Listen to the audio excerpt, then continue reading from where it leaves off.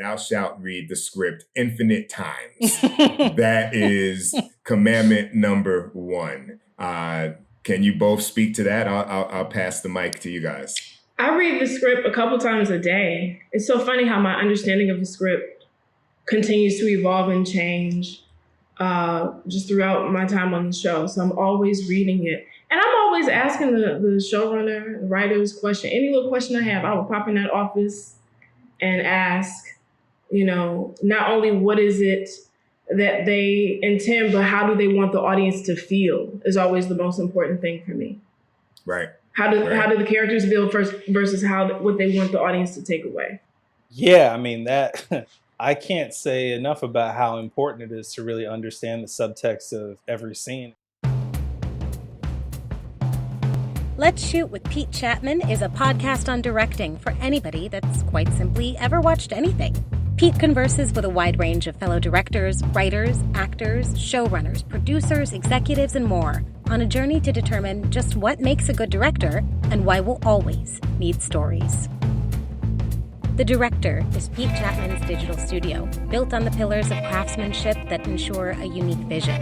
I'm talking about story, innovation, perspective. Learn more about The Director, and better yet, get your official Director's Chair wear by visiting www.drctr.video. That's drctr.video.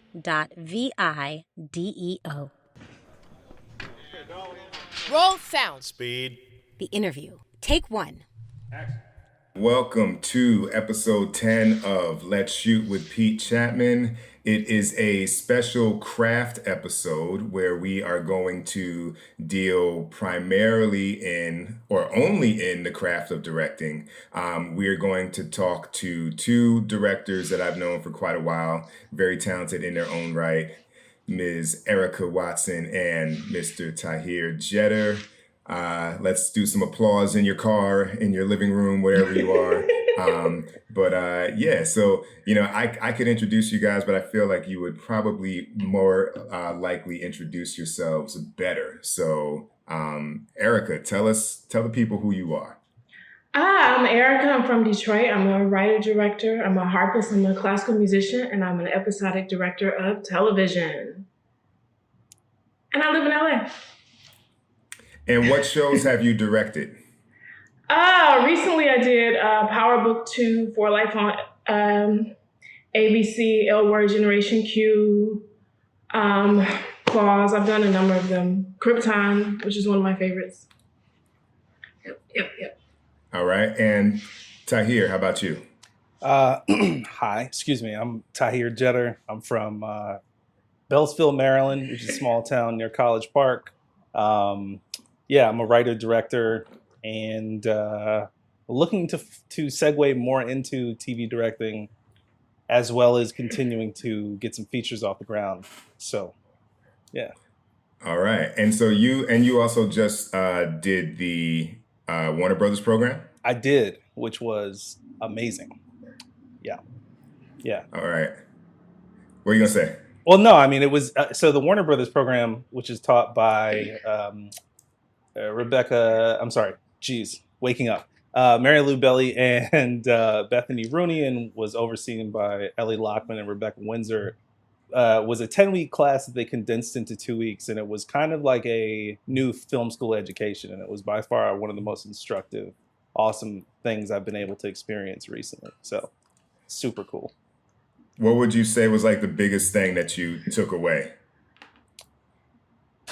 I mean, there was so much, man. I feel as though I kind of wish they could have instructed their own university, just because of the fact that there's so many things that you're kind of not taught intuitively with respect to directing and working with actors, that I feel like you either have to learn by virtue of practice or by virtue of like getting in an acting class. And I found that I still have so much to learn, and it was kind of a transcendent experience because of that. Mm-hmm. Yeah. And I guess, Erica, just to tell the folks more about you, like, what was the kind of condensed road to your first episode of TV? And what was like the thing that kind of caught you off guard? Like, wow, I did not expect this. In terms of getting the first episode, or in terms of doing an episode, or what do you mean?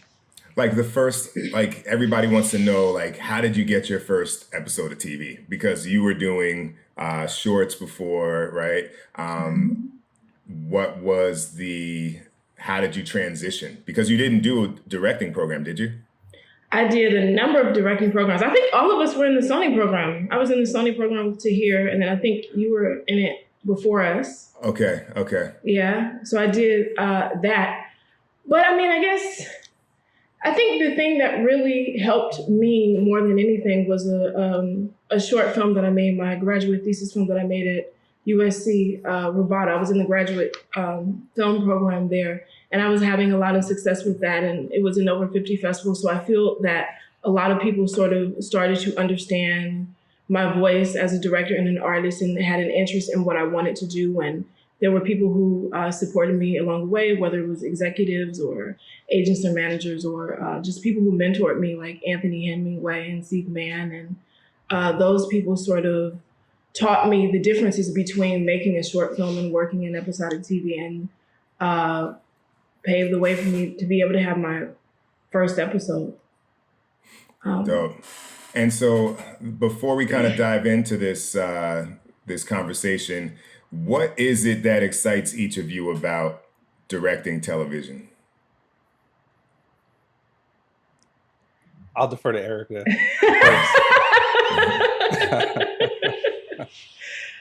I don't know. I think it's really fun to have the opportunity to jump into so many different worlds and to sort of play in an array of different stories. I mean, for me, doing something like All American on CW, and then being able to do something like Krypton, which we shot in Northern Ireland, which was a DC Comics show. I just get to play in such a wide sort of arena of stories that I think that is probably the most exciting thing for me. And Tahir, what about you? Because you're that episode's coming. So, like, what is it that excites you about doing it in the future?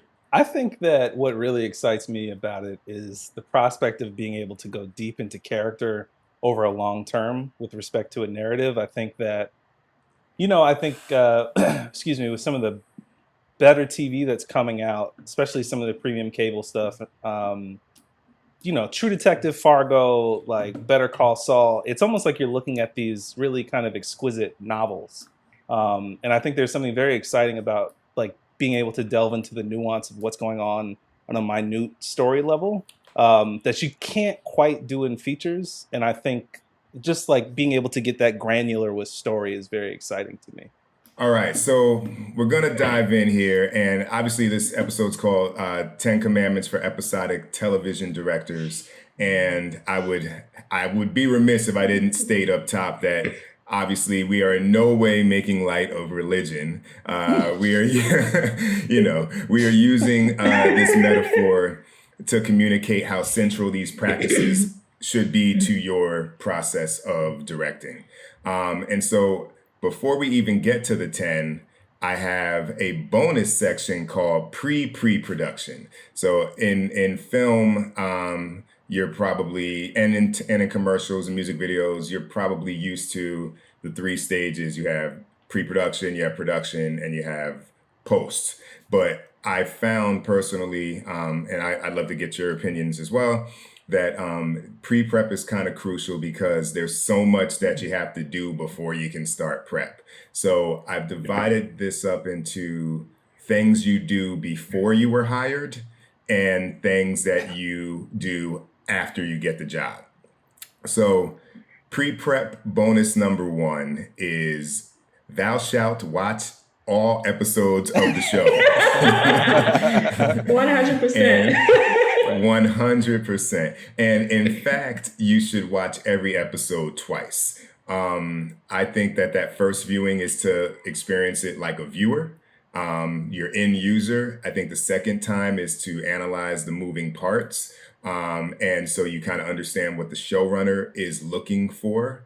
And then, you want to look at the character arcs, the storylines, the style of shooting, pacing, editing, music choices.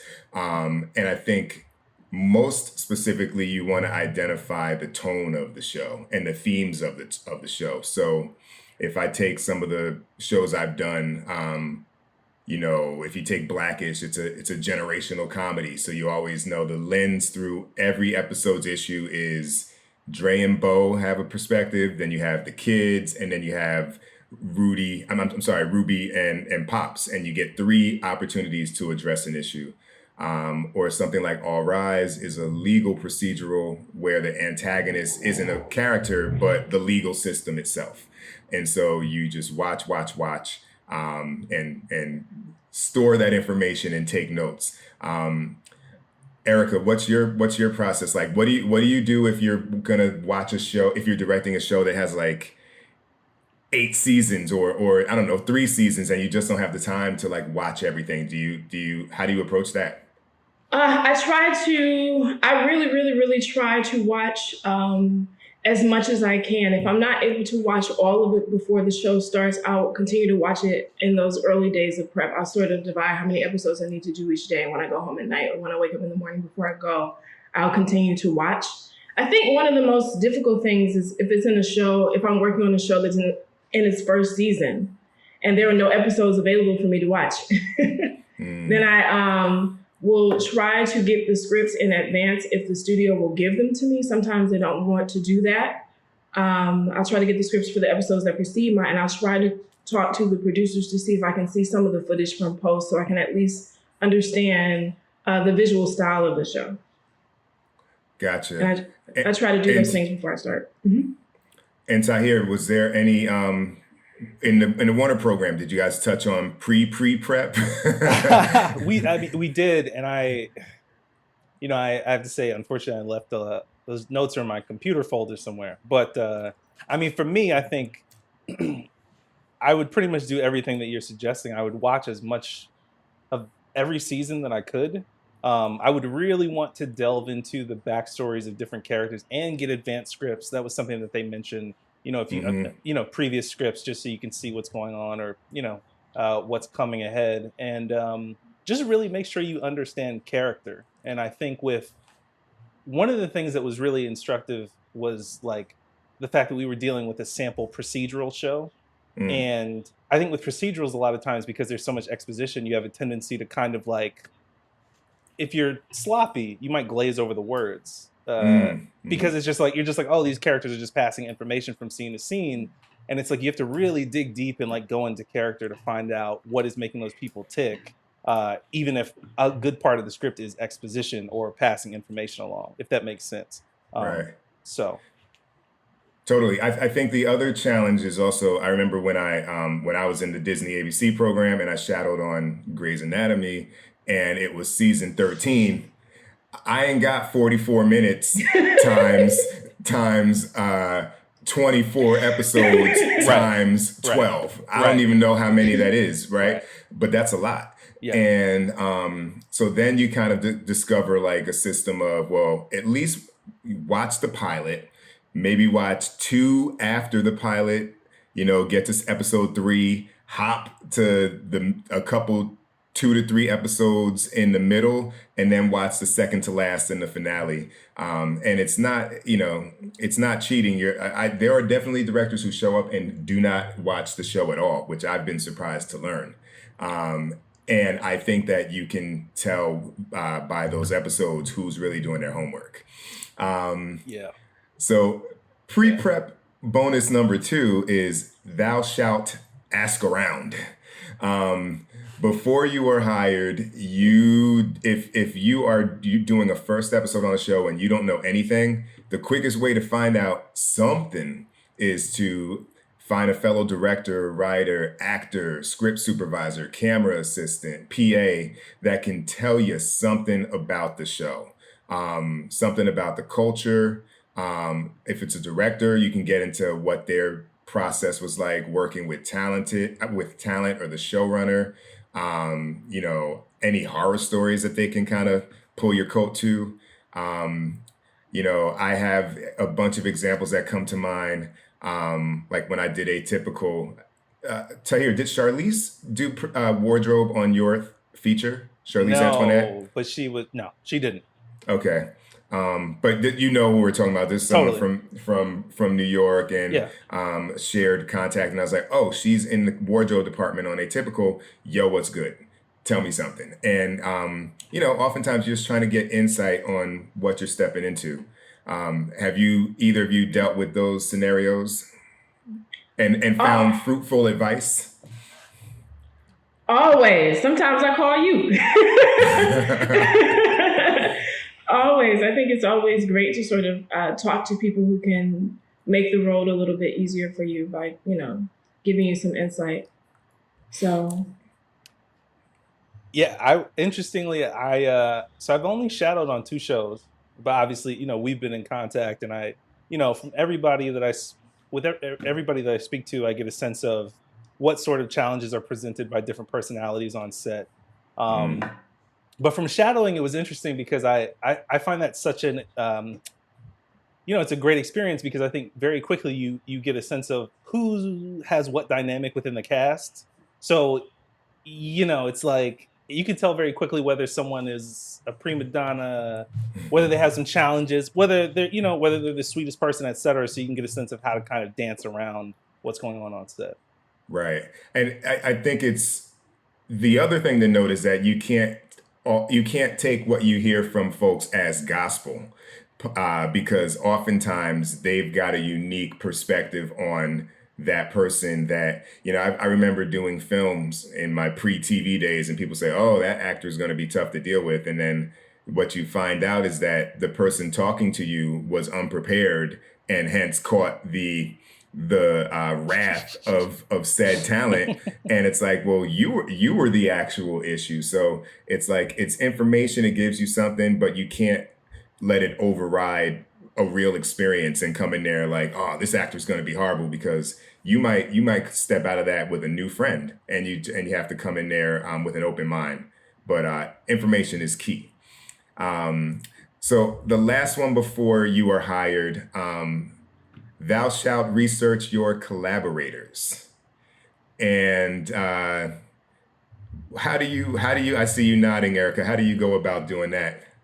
Well, I was thinking a little bit about what you just said, which I think also applies to the commandment that you just stated, is a lot of times I like to try to see if I can sit with the actors on the cast before I do the episode, if that's an option. Sometimes you don't get to meet them until the first day, but if it's people who are, at the top of the call sheet, you can ask the producers or the AD or whoever if you can have 5 minutes with them on set or in their trailer or something like that. That has a lot of weight, and it really helps to make your experience on set a lot easier. Right. So. Right.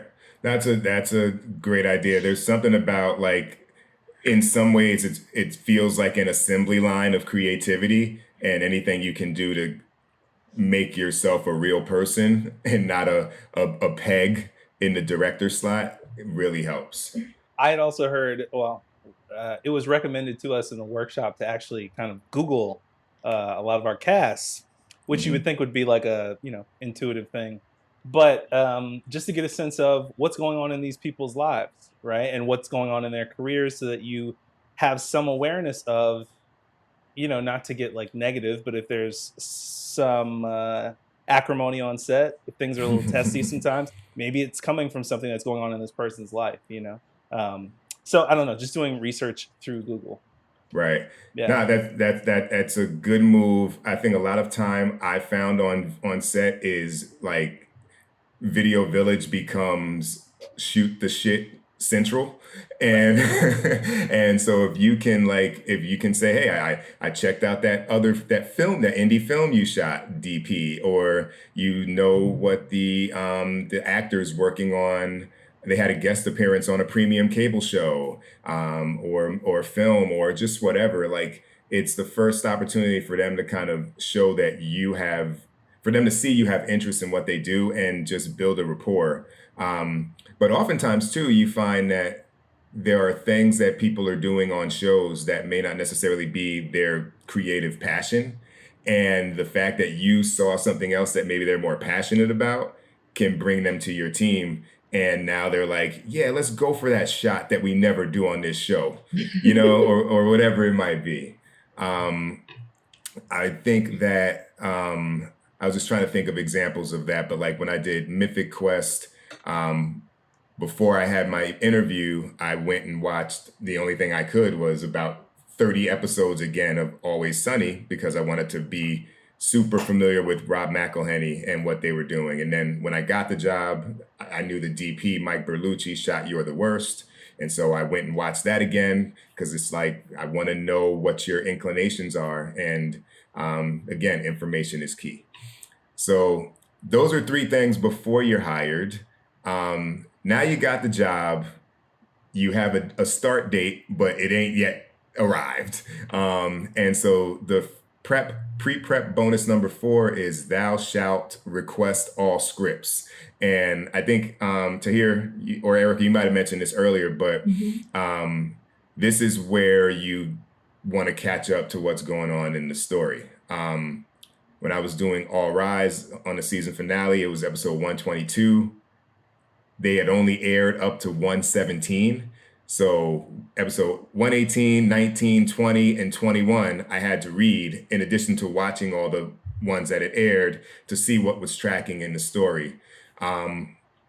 When you're in that process, Erica, of reading the scripts, what kind of questions are you asking yourself? Well, the main thing for me is always sort of tracking the character's emotional psychology in each episode so that when it comes time to direct my episode, I can sort of make something visually that's a reflection of what they feel. So I'm always trying to not only, the first thing is to just be able to remember what happened. Sometimes I have to read those scripts 2, 3, 4 times because watching something and experiencing it is very different than reading it on paper sort of all at once. And then you have to remember what episode was it when he went and talked to his friend in the bar. And so that's the first thing, is just to be able to take in the actual storyline and then to really just go and sort of track how this character is feeling and what their evolution is by the time they get to your episode, and sort of making notes of what happens in the episodes that precede yours. So when you talk to the actor, you can sort of remind them, this is like in episode 7 when you had that feeling of, X, Y, and Z. So I'm always just trying to understand what is it that these characters are feeling and how is that progressing. Right. And I do read those scripts quite a bit, Yeah. Yeah, and Tahir, anything that you think you would be looking for when you're reading those scripts? I think she nailed it. I feel as though a lot of times when you come in, you just read a single script, you're getting dropped into this narrative, and there's so much happening underneath the surface that you're not familiar with. So I don't know that I have anything to add. I mean, I think it's just like really hunting down those themes and threads. That was another thing that we talked about in the workshop. Why does this character react this way? Like, what's going on in the subtext of the scene that colors how these characters are interacting, and really finding the origins of those sort of emotional through lines is super important in the preceding scripts. Yeah. And I think you're both like spot on in the sense of like, there's things that you're confirming, but it's also like prep and pre-prep is where you really write down all your questions, right? So like what do I need clarity on? Or like sometimes when I did a Blackish episode with Quivanzine Wallace, and she was playing a cousin, Michael Strahan's kid. And so I was like, wait, it seems like this is bigger than my episode, right? And so I asked the showrunner, like, what's being introduced here? And they were like, oh yeah, it's about to be a 5-episode arc. So now like, I'm like, oh, I see what's going on. Or sometimes you're like, it seems like these people about to get together. Is that what's going on in this thing? So any questions that you have are great, so you can become the authority when you get to set. So the pre-prep bonus 5, after you're hired, thou shalt request all floor plans. For anybody that follows my Instagram, like I'm always kind of popping those images on, the floor plans from the production designer for standing sets that already exist. It's a little bit of an administrative job getting them into the app and preparing it for when you actually block and lay cameras, but it's just a thing to get ahead of your prep week, because when we get to that time and talk about that, when you get there on day 1, it's like off to the races. So I'll ask you, Erica, do you use any particular software for your blocking and shot listing? Not at all. I'm a very kinesthetic person, so I actually think that software would hinder me in a weird way, because I like to go and live and walk through the shots and take photographs, and I am the camera. I spend a lot of times on the set by myself, just sort of literally with my iPad, working out the shots, moving around, being the characters. And so by the time I write the shot list, it's sort of in my body and in my brain in a very way that I can sort of remember. So I don't use any software. I do everything by hand. Awesome. And to hear it from, prep's the same for features or anything. Like, do you use any particular thing that you would recommend to folks, or do you keep it analog? To that point, I mean, it's very interesting to hear Erica say she works that organically. I think it's super interesting. I wish, so I shot my feature in 2015, and in this workshop that we just did, there was a lot of blocking and shot listing simulation. So we used Shot Designer. I feel like we had just begun to start talking about scriptation, but like when I made my feature, I didn't have Shot Designer. I think I may have had Artemis, and I wish that I had it, because for me, it does make me working with like a virtual floor plan allows me to feel so much more in control, even if the floor plan and the blocking is going to change, which of course it most likely will. But I think for me, it would be a combination of Shot Designer, Artemis, and kind of to Erica's point, just making myself be in the space so I can have some semblance of familiarity with the geography. But like virtual floor plans, in addition to everything else, like that changed my life, man. Like just being able to go in and mess with those icons. I think it makes you feel so much more assured. And obviously you have a lot of experience with it as well. So. Yeah, part of it too, it began for me as a little bit of performance art, because when I was shadowing, it was a way for people to see that I was working without talking to them, and it also ended up generating conversations. Because people would say after day 3, they're like, let me just talk to this guy. And they'd say, what's that? And I'd say, oh, this is scene 8. This is how I thought it might be shot. Does that look like I'm in the strike zone? And it was like those conversations that led to booking jobs, months later. Something I feel like you've also said is that by virtue of having that floor plan available on set for even writers to see at times if they have questions or what have you, helps you to communicate that you're significantly prepared in a way that I think you've said really puts a lot of people at ease, right? Yeah, I mean the whole job is as you both know, it's a job of doubt. Right. Is she prepared? Does he know what this scene's about? Right. Everybody's wondering if you're up to the task, which is why after you do a good episode, they want you back, because the doubt goes away. So how can you eliminate the doubt? The last pre-prep bonus, and it's funny, we haven't even gotten to the 10 Commandments, but the pre-prep bonus, the final one, and you both touched on it, is thou shalt visit the set. Erica noted that she wants to get that time in and maybe pop in a trailer for 5 minutes. It's all the same. It's the same idea. Get to set. Ideally, you want to be introduced by someone who kind of delivers you on a platter, like an EP or your AD if no one else, so you're not just like randomly strolling by craft service.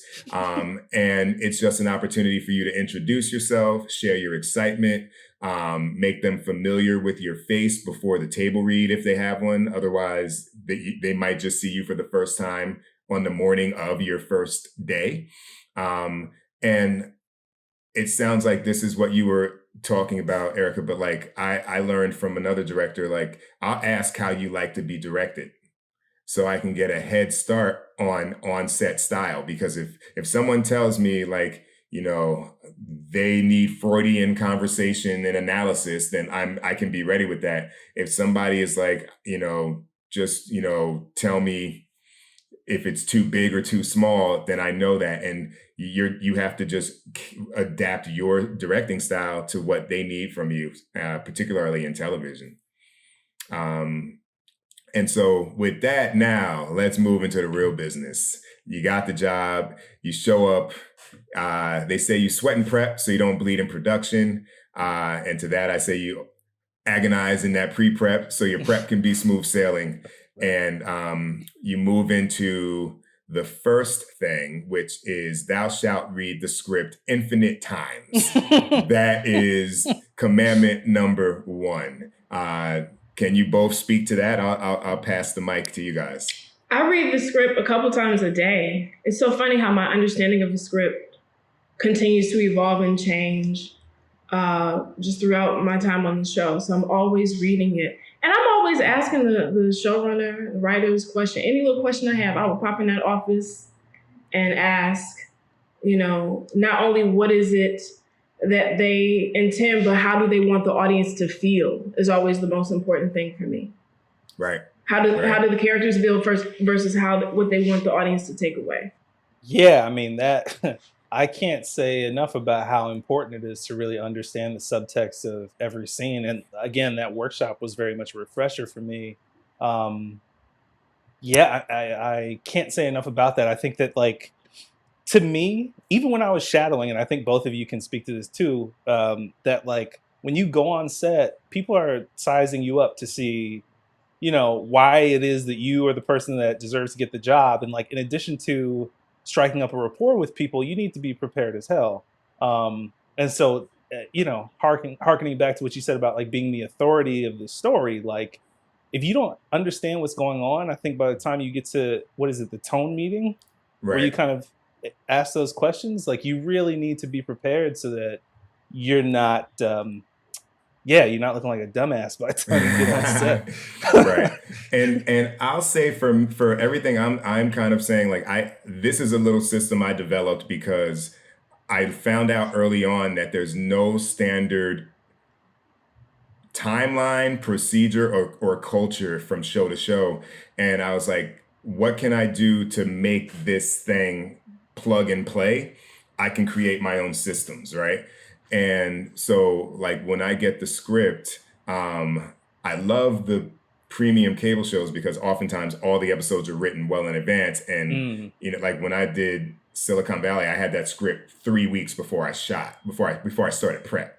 Wow. So by the time prep comes, I'm like really in it. But if you get it on Friday before you start prep on Monday, which is often the case on network, I'll do 7 reads of the script.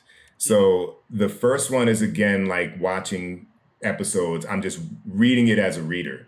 Then I take the hat of each of a different production department head. So my second pass is I read it as a production designer and ask, how can I tell the story with the sets or locations? Then I put on my costume designer hat. Assistant director, I think about how many background actors are going to be needed in a scene. Cinematographer, I know I'm not changing the way the show is shot, but is there any special equipment that I want to think about requesting? Then I finally look at it as a director. What's the architecture of the scene? How does it fit thematically into the episode? And then my final read is going to be as an actor and knowing what the scene requires, seeing if the actors are going beat by beat to communicate something with conflict that represents point or counterpoint to the themes of the scene. And so I do all of that personally because the very first meeting of prep, your concept meeting, is this weird combination of like loose meeting, yet like really specific, right? like it's you and 30 people around the table. And Erica knows as well. And like, this may be the first time they're hearing words come out of your mouth. So like for me, I put a little bit more bass in, right? Make sure they know like, I got this. And you just have to, like, questions are going to come up that you want to have an answer to that's non-committal, but show that you've thought about this. And that's another moment to get them to say, Erica's got it. So, and every read you get a different, when you read it in the morning or at night or at lunch or on the train, like you really do have a different takeaway. Erica, do you want to talk about like what the rest of prep week, or I'm thinking of a half-hour show, but for an hour, it might be 8 days or so. Like how does prep unfold? Well, I usually find that on my first day, the first thing that happens is there will be an AD who will take me through the sets. That's usually the first thing that happens before the concept meeting. It's really interesting. I was going to ask what you do when you only get the script maybe a half hour before that concept meeting. And you can't read it your 7 times. I think one of the most important things in a concept meeting is also to just listen and listen to what the creator of the show and the showrunner wants. That's always extremely beneficial. I think that I'm a great sort of leader, but I also am really great at listening and hearing what it is that people are looking for. So usually that first day, I'll get a walkthrough of the sets. I will take as many pictures as I can. I'll spend a lot of time on the sets by myself. I always arrange to come in on the weekends. Every single show, I spend Saturday and Sunday on the sets by myself, photographing my shots and sort of living through them. So by the time it's time to come to set, I can demonstrate them like the back of my hand because I've done them so many times. And I think I always try to, a lot of times the AD will ask me what order I like to have my meetings. And I try to have the tone meeting as early as possible, because if I can really understand what it is that the showrunner, creator, writer is intending for the story, how they want things to come across, then it can help my sort of prep in the other areas be a little bit more intentional.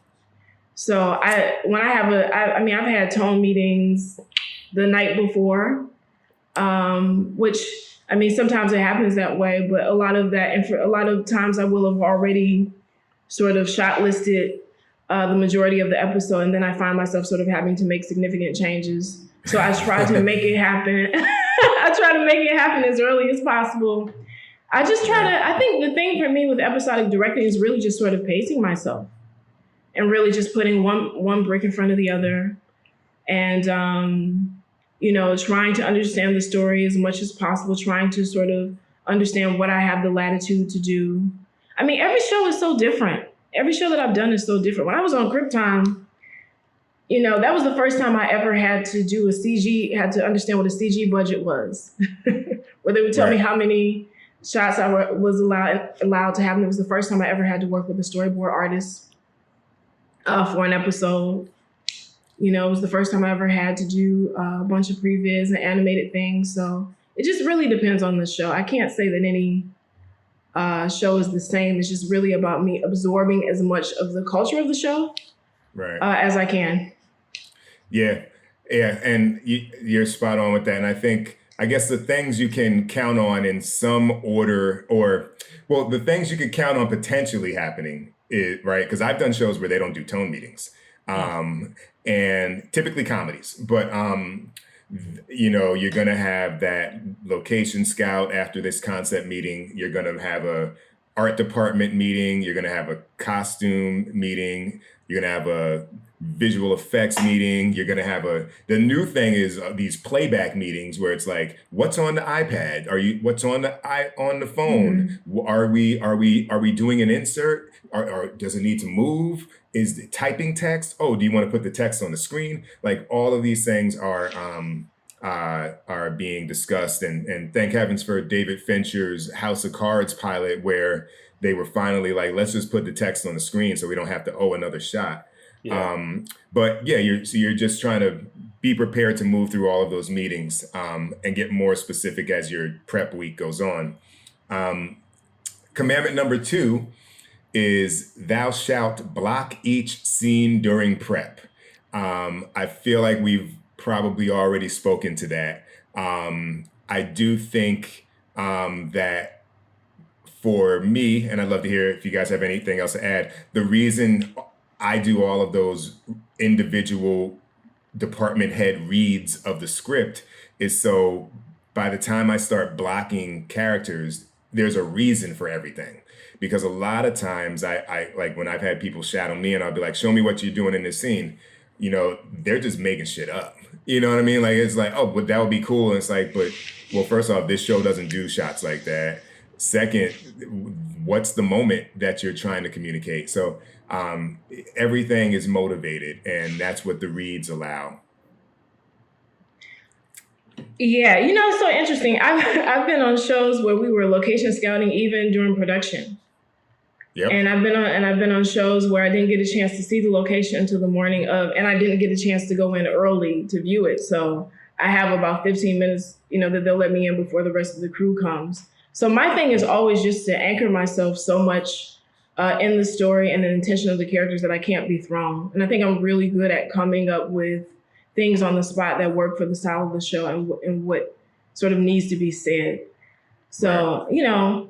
I think one of the most important things is just to be so solid in your understanding that you cannot be thrown, because you will, you will have situations that are not ideal, and they just want you to roll with it.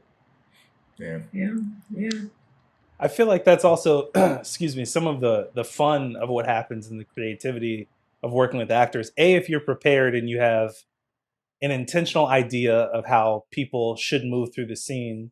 But also it was so interesting, like doing this workshop versus doing my feature, because on my feature, I had a very wannabe Fincher shot list where I was like, oh yeah, I'm gonna get 5 shots out of this scene. And we were like, ooh, that sun. And I was like, okay, so that's 2 shots now, right. And we get the whole entrance in the shot, etc. But there was a fun little ballet that came with working with the actors on the feature, as we condensed shots and had the actors moved in a way that complemented our camera angles. Right. Of which, when I was doing my 100K feature, we could do very little movement. We were it was all location stuff in very small sets. But then what was really illuminating through this workshop was this reminder that we got, where we did this exercise where we were doing blocking, and this actor, or we were working with actors virtually, and one of the directors wanted to accomplish a stacked 2 shot, as in, 2 people are facing in the same direction talking to each other. And the actor has this moment where they're like, well, I don't know why I would be turned away from the person I'm talking to. And right. Just the exercise of being reminded that you have to make it real for the performer and give them something natural to it. And it was, I think when you're out of practice, that's something that is a nice refresher to get, just giving actors real motivations. And in that case, the woman just had to turn and go into her purse as she was saying a line. But it was so illuminating. So anyway, probably basic stuff to both of you guys. No, but that's the granular stuff that makes it work. And the little secret that I have is that you're in TV, your blocking is your directing. Because if you have buy-in to the blocking that you've imagined and collaborated with the cast to achieve, the show shoots itself the way it shoots itself for the most part. So it will end up collapsing into the way that the show covers a scene. But if you can sell your blocking and identify an interesting master to enter the scene, that's really what you are there to do. And then beyond that, it's the transitions that you take the time to think of, because I hate random value given. Who knows if most, but a lot of directors don't think about transitions, and the transitions are what make the episode feel seamless. It's not just we cut from the last shot to the next shot. These shots speak to each other. And so that's the beauty of blocking. Can I ask you a quick question about that? Yeah. Do you feel like that approach varies when you're on a more premium cable oriented show, as in, I don't want to judge and say something that's less formulaic, but where there could be more variation in shots from episode to episode? Do you feel like there's more of a challenge to really, I guess, craft the cinematic language versus if you were doing a network show? I think it's, I don't view it, I view it as the governing principle for me is how much time will they allow? Okay, right? right, And right. so like a cable show, you're liable to. I mean, I did 8 days on Silicon Valley Mhm. when it's 5 on Blackish. So that I know that like on certain scenes, like I can, all right, we're gonna bring the crane in and then spend 45 minutes on this one shot. Um, and I know that within reason, like it's not like it becomes more dynamic and blocked because in many ways, just thinking about that show, it's standard kind of Right. presentation of comedy. And the premium comes from the content and the perspective, but then there's just a little bit more time given to certain things that you can kind of uh, luxuriate in. But at Totally. the end of the day, it still feels like people want economy. Like even if you're doing like the biggest show with all the money, there's still these actors work so much that they're going to be turning at you like, what? That's 3 more shots. Why are we doing that? So it's a bit of a dance, I think. Got it. That's exactly Um, that is exactly what I was going to say. yeah, get your two-step on, people. Um, so Commandment 3 is thou shalt shot list. I think another little tip and trick, because some of these things may sound obvious, so I'll maybe try and pull out something that I've learned that's been helpful. At around this time in prep, I email the editor to get ahead of post, but to also find out like, it's an introduction of myself. It's, hey, what works in this show? What have you found doesn't work that people keep thinking is gonna work? Is there anything you ever wish you got from directors in the footage? Like help me be dope, right? And and then also that's just creating that relationship for the later on in post-production. And on some shows, I'll share my eventual shot list and blocking diagrams with the AD and the DP. So again, people relax, they're relieved. I don't necessarily do what's on those diagrams, but they know that there's a plan stepping in, and that makes them exhale. I've come across a few shows that have required a shot list every night. Station 19 in particular, because if you don't have one or you say you've got one, but then we discover that you don't, Yeah, crazy. it is a horrible thing, and Crazy. the show will fall off the rails. So, shot list, shot list, shot list. Erica, do you typically share yours? I share mine with the AD and with the DP, and I usually will see if they will walk the sets with me either the night before, or the day before, or the morning of, and I'll just go through, depending on what they want to ingest, I'll go through the whole week, and I'll go through every set, or I will go through what we're going to do that day. Sometimes the DP will say, just tell me about this scene. I don't want to know about the other ones. We're on this one. And in that case, if we do have a break where, there's a sort of a gap, sort of when they're taking a lot of time lighting, I will say, okay, well, can I take you to the next scene and tell you what I'm thinking there? So it just really depends. Got But it. yes, I do share it.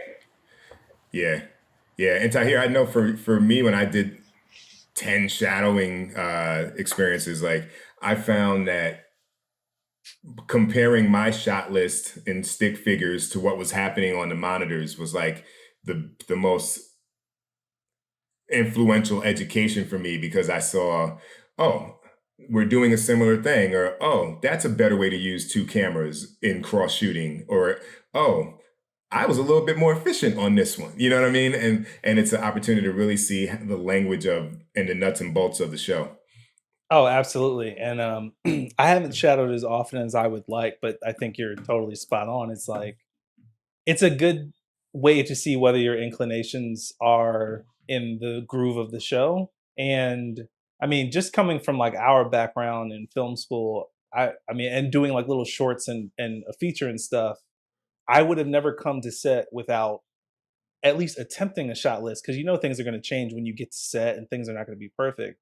But I mean, to keep it 100, I've been on a set where I've seen a director. Actually, I've been on 2 sets where I've seen directors not prepare. One was for a multicam show that, like, it was a producing director. It was a comedy show. It was kind of, I don't want to say easy, but like he knew the show.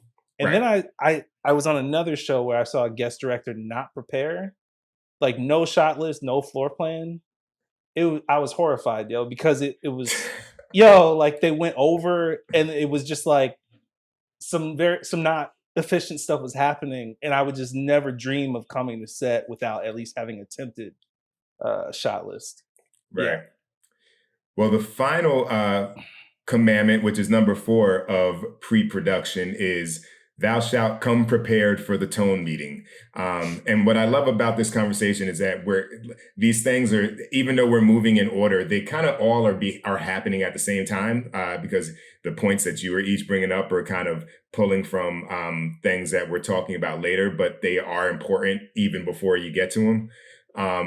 But I found that these tone meetings can go a variety of different ways. I've had the email tone meeting, which is a weird meeting. I've had ones where I'm just spoken to for like an hour. I've had ones where I run the meeting in its entirety.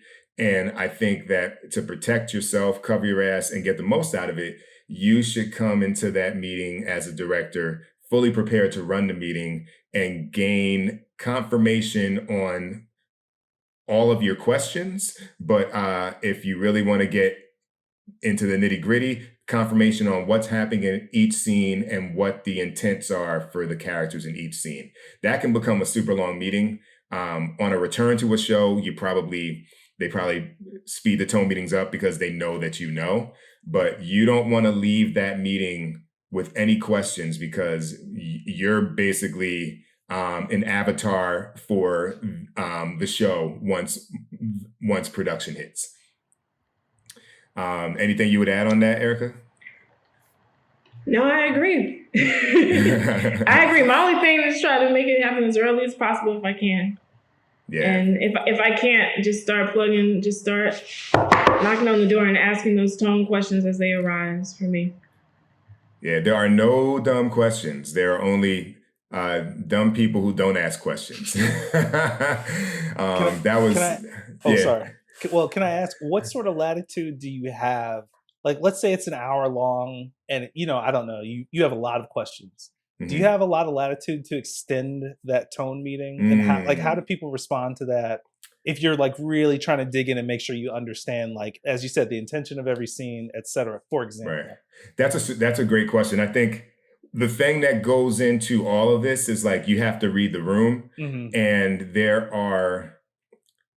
that's a great question, because the other side of what I've just said, I think, is you want to make sure you don't ask a bunch of questions that the answer is no obvious. To. Because if you keep asking questions and they're like, no, it starts looking in aggregate like you don't know what the show is about. Right.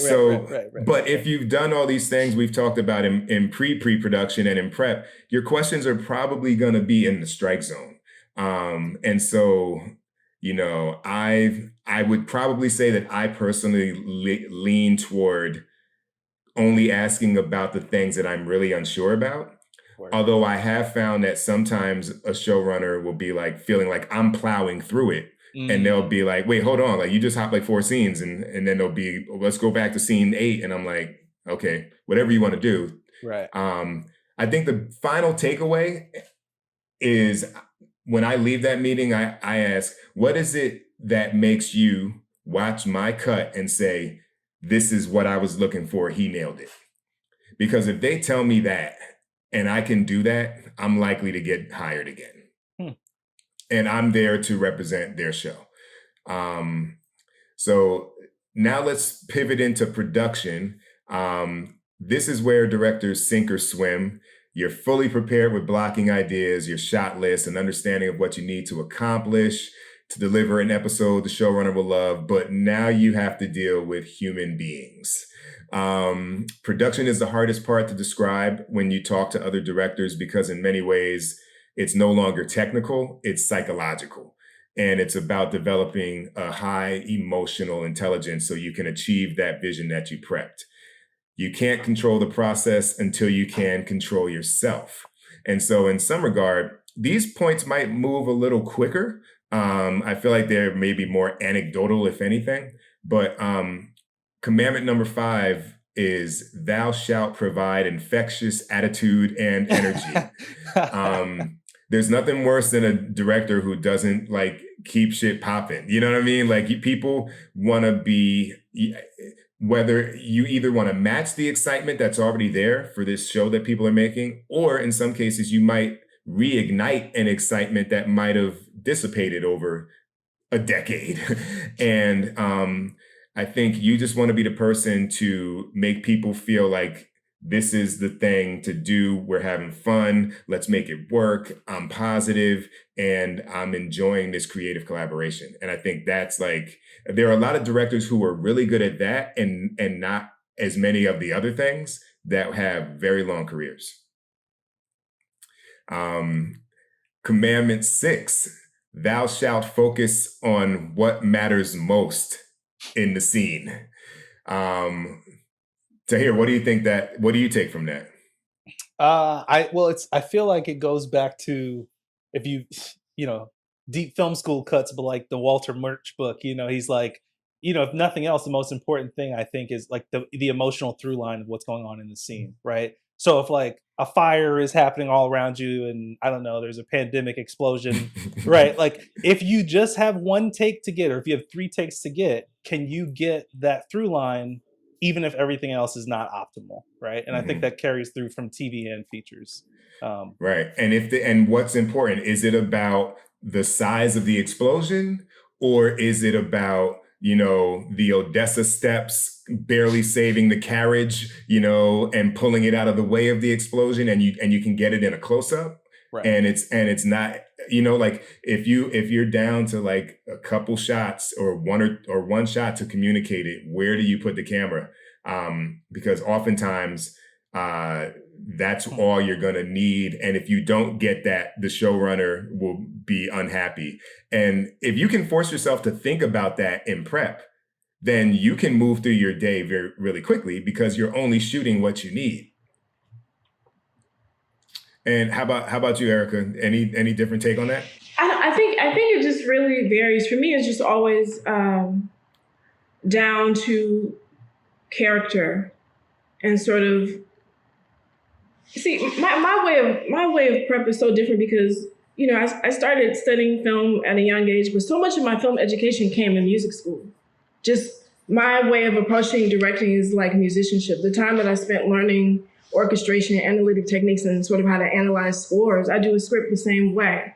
So sort of making and, breaking it down as though it were a score.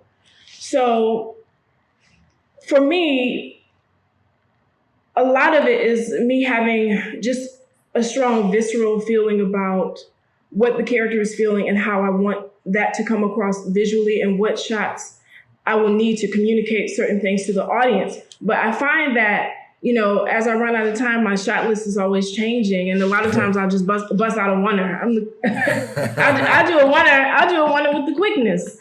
Yeah, I was working on this show. The first episode of television I ever did, which was actually the second episode I ever booked, was a show on BT called Tales I was doing with Tommy Maddox Upshaw, who's a fabulous DP who happens to be my best friend. And we had this 2-part dinner scene that took place in 2 different locations. They had like 7 actors and we were really running out of time, and they allowed me to rewrite the scene, put the characters in a circle, and the entire take is a oneer. And it goes like this. And the camera lands on each character for their line for the entire scene. And that's exactly the way that they kept it in the episode. So I don't know. For me, it always depends on story, if that makes sense. Yeah, that makes absolute sense. So let's hop to commandment number 7 from my take. Thou shalt watch for blind spots. When you get an episode is an arbitrary thing. You could get an episode that is just kind of like, if we were to think of television as an album, you could just get like the basic, that diminishes, but you could get what would be a solid album cut. It's that singer, it's that producer, they're in their pocket, and it satisfies, as being a good track out of 15 songs. But sometimes you get an episode where it's the banger and it's going to be the song of the summer. And it all depends on really the luck of your calendar. It would be a mistake to check out on the album cut episode and to think that you have to make that something more than it is. So this kind of refers to that episode. And even within an episode that might be a little bit more nuanced and challenging, there are going to be scenes within that episode that don't require your reimagining. So to me, looking for blind spots is saying, okay, I know this is how we always do it, but like, can I shoot this a different way? Sometimes no. Can I block this a different way? One thing that really comes in handy for me, and again, it goes into blocking, that I've done a few times on Blackish has been where I sit people at the table. So I'll look at the script and see what the jokes are. And maybe on the last one I did, I had Wanda Sykes in the episode. And of course, you're getting the Black perspective of something, you're getting the white perspective on something, so to speak. And I was like, you know what?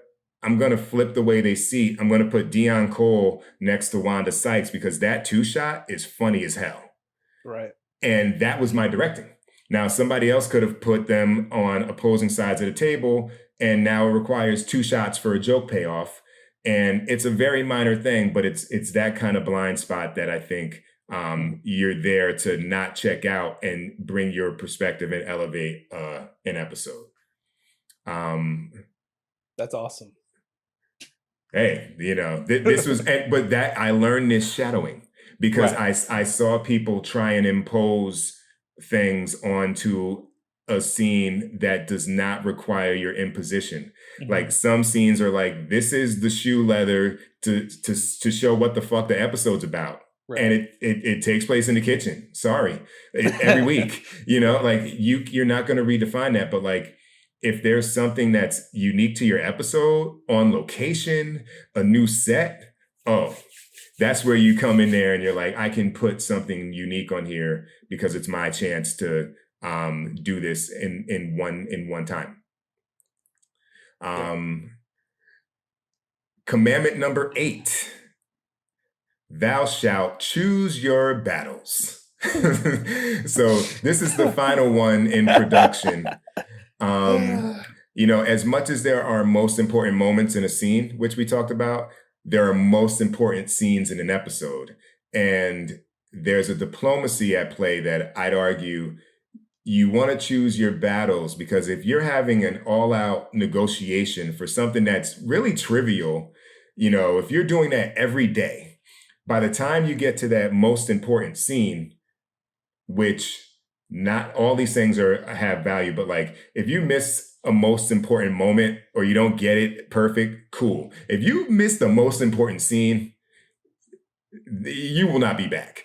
And so you just want to, if you think that there's a unique way to approach that scene, you want to preserve the animosity and the potential for people to feel like, even if it's a great idea, if they've argued with you every day, they may not want to hear it. And they may just be inclined to be like, no, every time Pete comes with something, it's an idea that's against the grain. And they may even not be able to hear the good idea.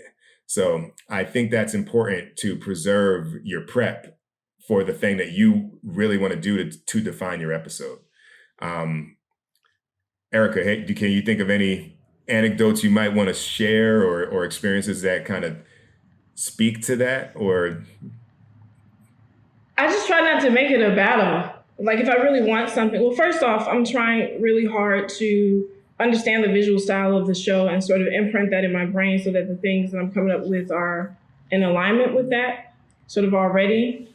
And then, Right. But if there is something that is problematic, I just meet with or that somebody might perceive to be problematic. I met with the DP beforehand and talked it through and made sure we were on the same page and telling the same story. And I find that if the DP is on your side and if you also give them space to sort of offer something and collaborate with you, then it doesn't come off so much as a problem because everybody's, in it together. So I guess, Right. I guess that's sort of my thing is, Yeah, if that makes sense. it does. It does. I feel like the thing, and like in the opening of this segment, it's like you really like you can't.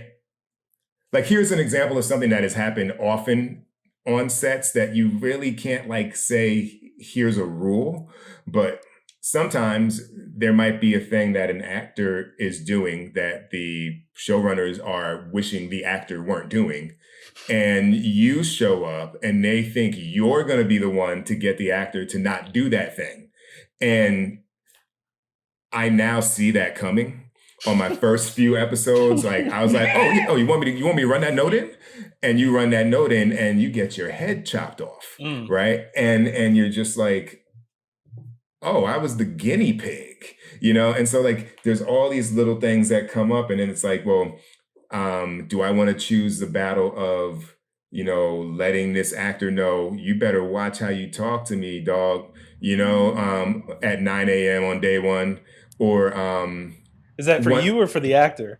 For the actor. That's for me not to say that to the actor.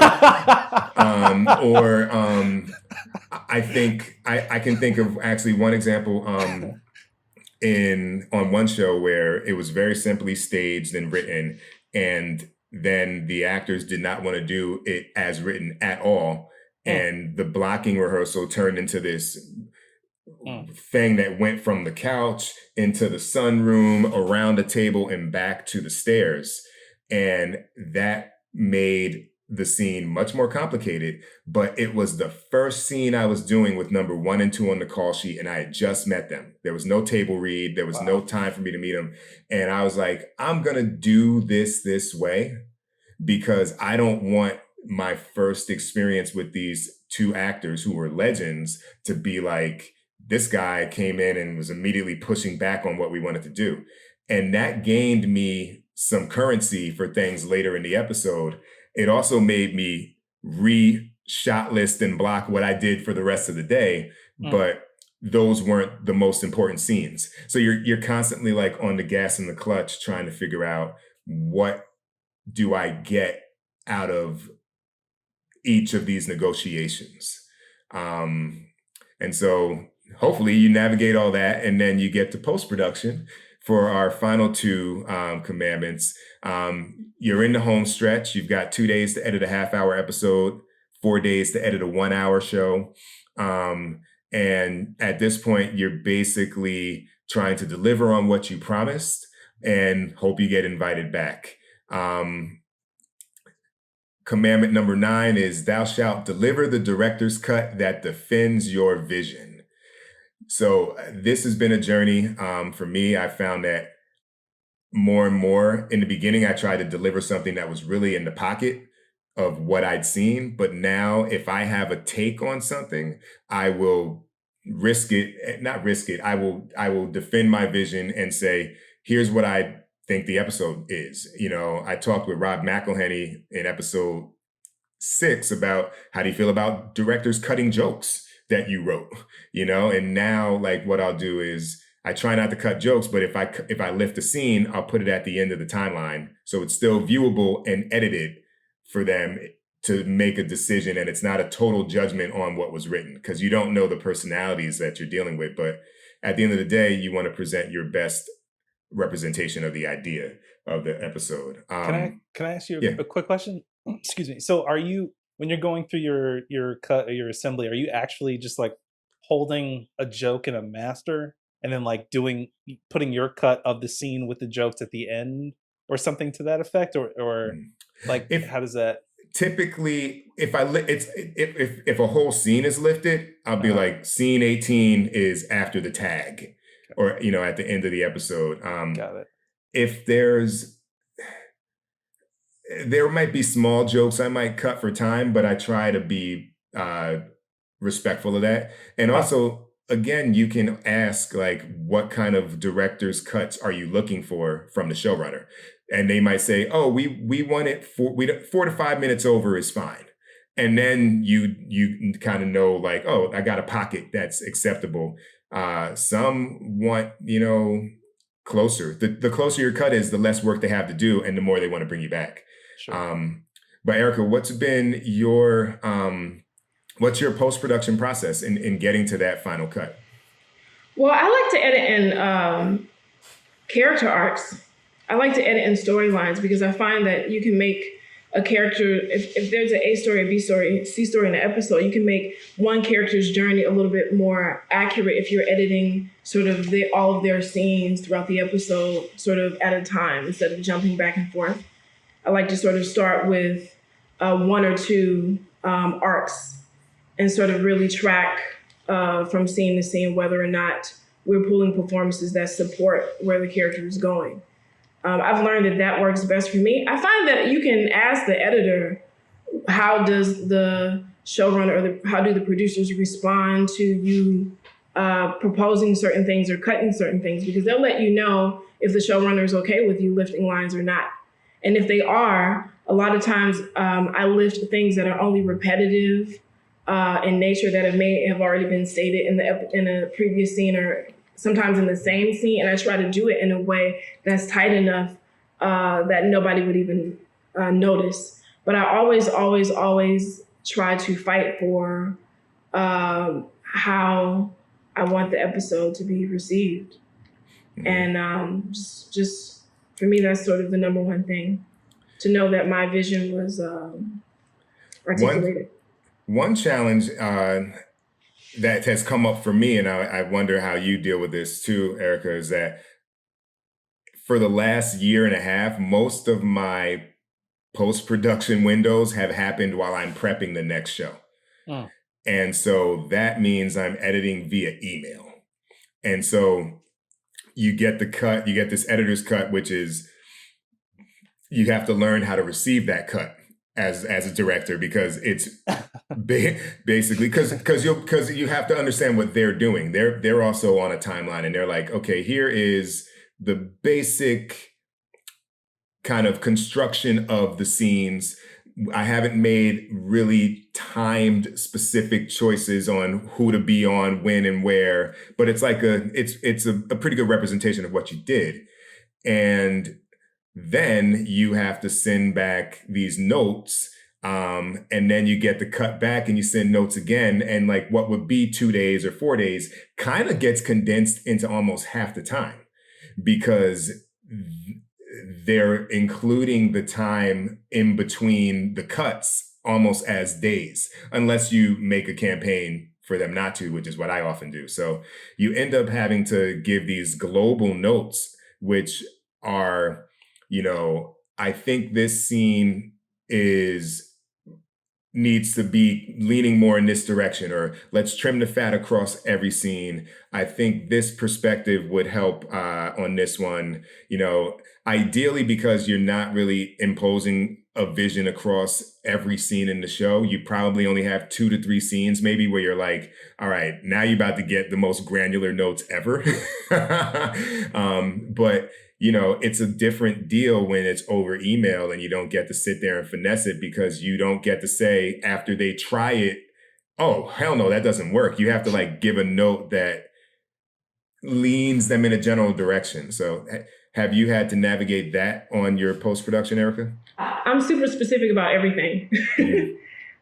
It's so interesting because some of the last episodes I've done, I've definitely had to give notes over email, which I wasn't fond of. And then there have been times when I'm prepping one show in LA and in production on one show, and then sort of after we wrap, I will still go and sit with the editor on the other show.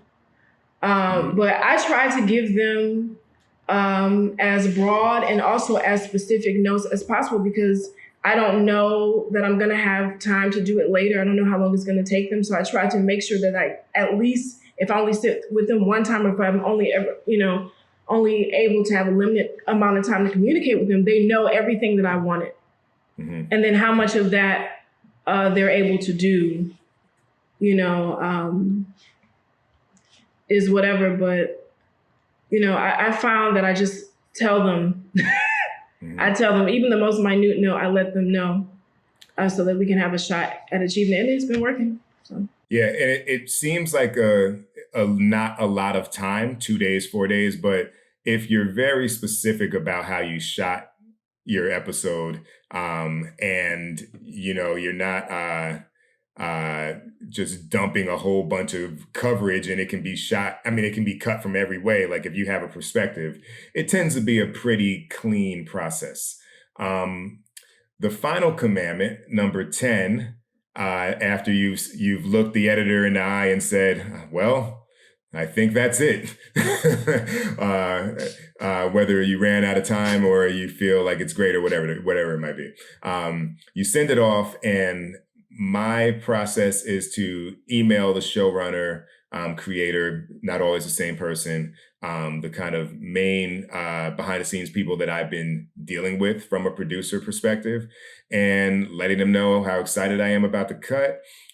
If there's anything that I may have cut or lifted, I'll make a note of it and why. I'm kind of further defending my thesis here, and just say like how much I enjoyed it and I look forward to seeing it on the air. The beauty of those weeks or months later of when it airs is that after this kind of all this work that you've put in from pre-production to prep, production, and now through post, you now finally get to see what the show wants, what the show likes, what the show aspires to be, because you can look and see what they kept. And it's like the most clear indication of where you were right and where you were maybe off the mark. And when you get invited back, you have a little bit more confidence. You know that you're in the pocket, and then you feel like you can try to enhance things in more places than you might have before, because you know that it's not a crazy idea. How do you cap off your episode experience, Erica? I usually send a gift to all the producers and just a note. And I actually do the opposite. I don't say anything about the cut. I just let them receive it. And then the editor will usually let me know. The editors always tell me, and I usually get very good responses. And there you go. That's it.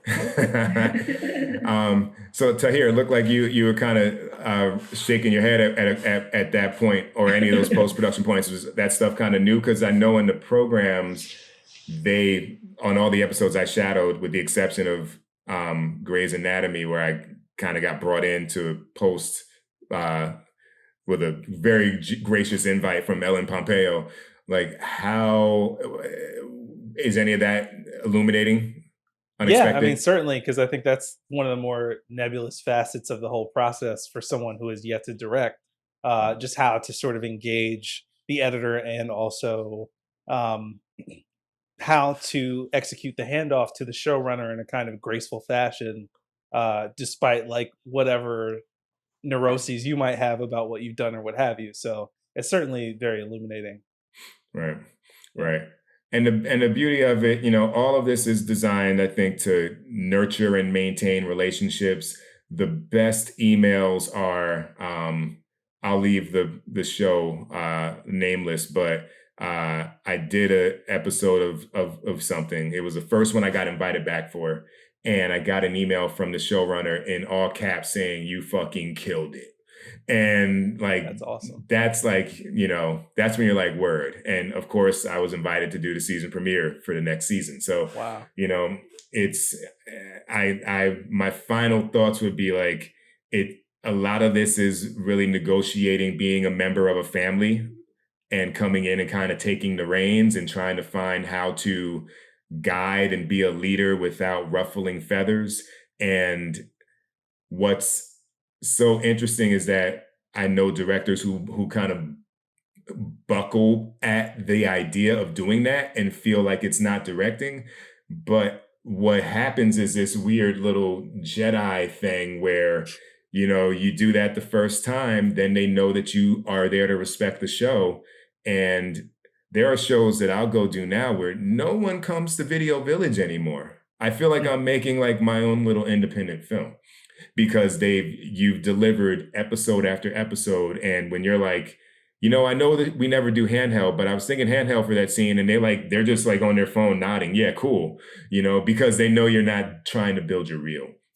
And so I think that's like a super important thing to keep in mind as you get into episodic directing and expand upon it and use it as a launching pad for whatever you might want to do next. It's awesome, man. So I don't know, any final thoughts before we close it out? This has been great. This is very much like a seminar. I feel like I've learned a lot from both of you. You know, it's like a lot of good, useful tidbits that I feel like should be way more available to people that are trying to get into TV directing. So it's very cool to hear this stuff. I want to thank you both for joining. I feel like this was a nice roundtable of folks because of the, we come from similar backgrounds. We all were interested in getting into television. Tahir, your episodes are coming. I know this. Erica continues to work. I think she's booked at number 13 so far. Wow.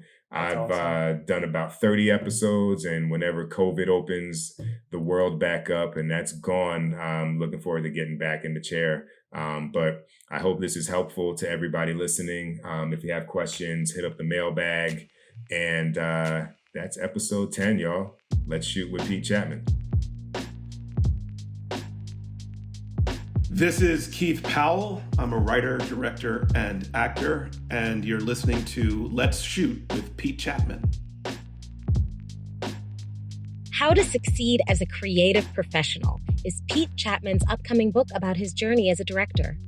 What started in 1993 has been a marathon full of persistence and creative pivots, transitioning from indie filmmaker to teaching at NYU's acclaimed film school, to running a production company, to directing television and commercials, and ultimately eyeing a return to the feature films that gave him his start. A mixture of how-to, self-help, and inspiration, this book will be for any person eyeing a successful career in a creative art. How to Succeed as a Creative Professional is coming soon. What's up, people? This is Pete Chapman. Follow me on Instagram and on Twitter via @PeteChapman. Follow the pod on Facebook on our Let's Shoot with Pete Chapman official page, and hit up our mailbag with questions, suggestions, or hey, donations if you're feeling like it, via letshootwithpetechapman@gmail.com. And just in case you need to know how to spell it, that's Pete with the last name CHATMON.